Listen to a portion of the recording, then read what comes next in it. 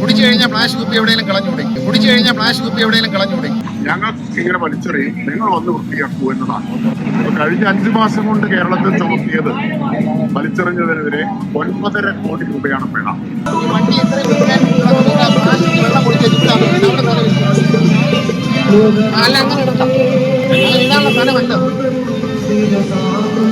വണ്ടിയുടെ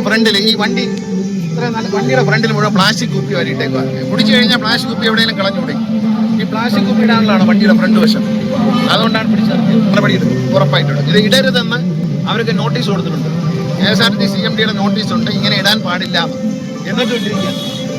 നിങ്ങൾക്ക് നോട്ടീസ് ഉണ്ട് അങ്ങനെ ഇടരുത് എല്ലാ സ്ഥലത്തേക്കും, അവിടെ ഇടരുത് എന്ന് പറയും. ഇത് കണ്ടുകൊണ്ട് ഞാൻ തിരിച്ചു വന്നതാണ്. ഇനി ഇത് ആവർത്തിക്കും, നടപടി വരുമ്പോൾ പഠിച്ചു. നിങ്ങളല്ലെങ്കിൽ ഇന്നലെ ഓടിച്ചിരുന്ന ആളിട്ട കുപ്പി ഇന്നും കിടപ്പുണ്ടെങ്കിൽ അത് നിങ്ങളുടെ തെറ്റ്. അത് നിങ്ങളുടെ തെറ്റ് തന്നെയാണ്, അയാളുടെ തെറ്റല്ല. ഇന്നലെ ഇട്ട കുപ്പി കുപ്പി ഇന്നും അവിടെ കിടപ്പുണ്ടെങ്കിൽ നിങ്ങൾ എന്ത് ചെയ്തു? രാവിലെ വണ്ടി എടുക്കുന്നത് ചുമ്മാ വണ്ടി കയറി സ്റ്റാർട്ട് ചെയ്ത് പോയി ചുമ്മാടെ നശിക്കുന്നത്. അതൊരു ന്യായമല്ല. ഇന്നലെ ഇട്ട കുപ്പിയാണെങ്കിൽ അതേക്കാൾ പറ്റുന്നുണ്ടോ? ഹരിത കേരള ക്യാമ്പയിൻ നിങ്ങൾക്കറിയാലോ, മാലിന്യമുക്ത നവകേരളം. ആ മാലിന്യമുക്ത നവകേരളം എന്നുള്ള ലക്ഷ്യം സാക്ഷാത്കരിക്കണമെങ്കിൽ നമ്മളെല്ലാവരും അതിൻ്റെ ഭാഗമാകണം, ആ ക്യാമ്പയിൻ്റെ ഭാഗമാകണം. നമ്മൾ പുറത്തേക്ക് വലിച്ചെറിയുന്ന ദുർഗന്ധങ്ങൾ, ആ ദുർഗന്ധങ്ങൾ നമുക്ക് ദുർഗന്ധരഹിതമായി സമൂഹത്തിൽ ജീവിക്കണമെങ്കിൽ അതിനെ ഒന്ന് നമ്മൾ എറിയാതിരിക്കണം. മറ്റൊന്ന്, എറിയുന്നവരെ കണ്ടാൽ അവരെ തിരുത്തിക്കാൻ നമുക്ക് ഓരോരുത്തർക്കും ഉത്തരവാദിത്വമുണ്ട്.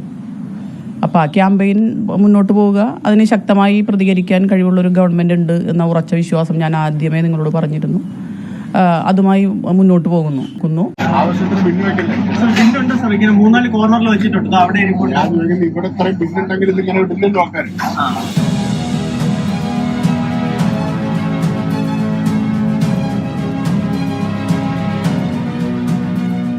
തിരുവനന്തപുരം കോർപ്പറേഷൻ ഒരു പുതിയ മാതൃക സൃഷ്ടിച്ചിട്ടുണ്ട്. കുറെ കാലമായി ഏത് വലിയ പരിപാടി നടന്നാലും ആ പരിപാടി കഴിഞ്ഞാലുടൻ ശുചീകരണ പ്രവർത്തനങ്ങൾ നടത്തുക എന്നതാണ്.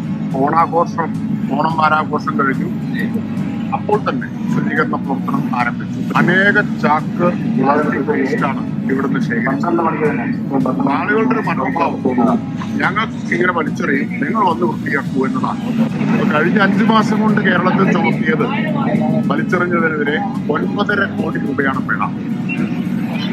ഇത് കാണിക്കുന്നത് കൂടുതൽ കടുത്ത നടപടികൾ, കൂടുതൽ കനത്ത പിഴയും ചുമത്തണം എന്നതാണ്. ഇപ്പം ശുചീകരണ തൊഴിലാളികളുടെയും ഹരിതകർമ്മ സേനാംഗങ്ങളുടെയും കോർപ്പറേഷന്റെയും മാത്രം ഉത്തരവാദിത്തമാണ്.